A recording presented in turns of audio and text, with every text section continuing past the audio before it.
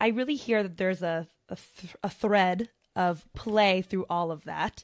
And why is play so conducive to learning? And why is that such an important part of self-directed education?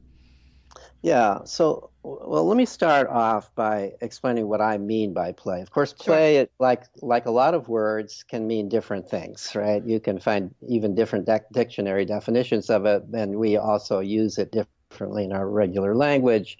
So I want to be clear on what I mean by play. So I define play as an activity that has the following four components. The first component is that it's freely chosen and self-directed. So right off, it is self-directed activity, right? It is if somebody tells you to, if a teacher stands up in front of a classroom and says, "Now, children, we're all going to play this," it's not play.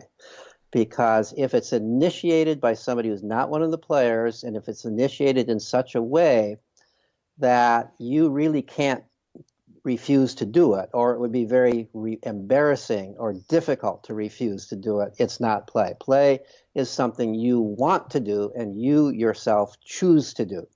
And it's something that where not only do you choose to do it, but you have a say in how it's done. You make the rules, or you accept the rules, or you are in a position where you could have a voice in changing the rules as you go along. Second aspect of play is that it's intrinsically motivating. It's intrinsically, you're not doing it for some prize.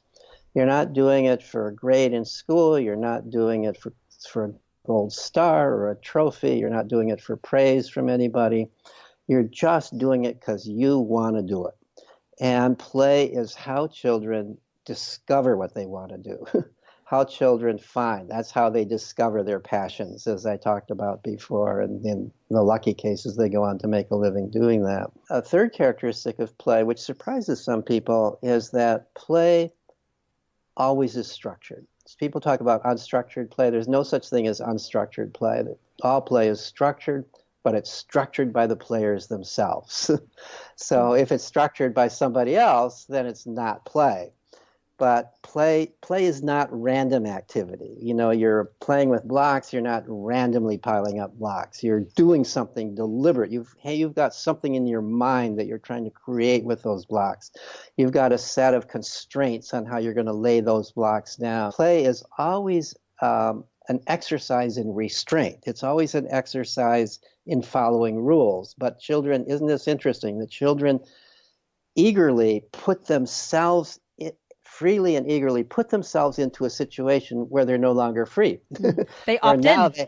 they opt in. Mm-hmm. And the reason they opt in is because they can opt out. And then the fourth characteristic is play, although it has structure and rules, it always has lots of room for creativity and imagination. So play always is, in some sense, an imaginative activity. Children, no matter what they're playing, are putting themselves deliberately outside of the real world into a play world. And in this play world, it's a fantasy world. It's a make-believe world.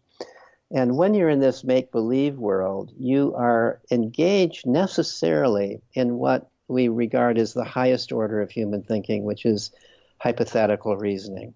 The creativity that goes on in play, and all kinds of play, you always have to think of what your next move is going to be. Whether it's a formal game like chess, you know, it's not rigged exactly how you have to move. You've got to behave creatively. These are the things that are exercised in play. Think of that: how the social skills, the intellectual skills of reasoning, the rule following, the moral kinds of skills, pleasing other people. All of these things are learned. And what I want to point out is none of these things can be taught in school or anywhere else by adults. They can only be learned from practice. And for children, the primary practice is play.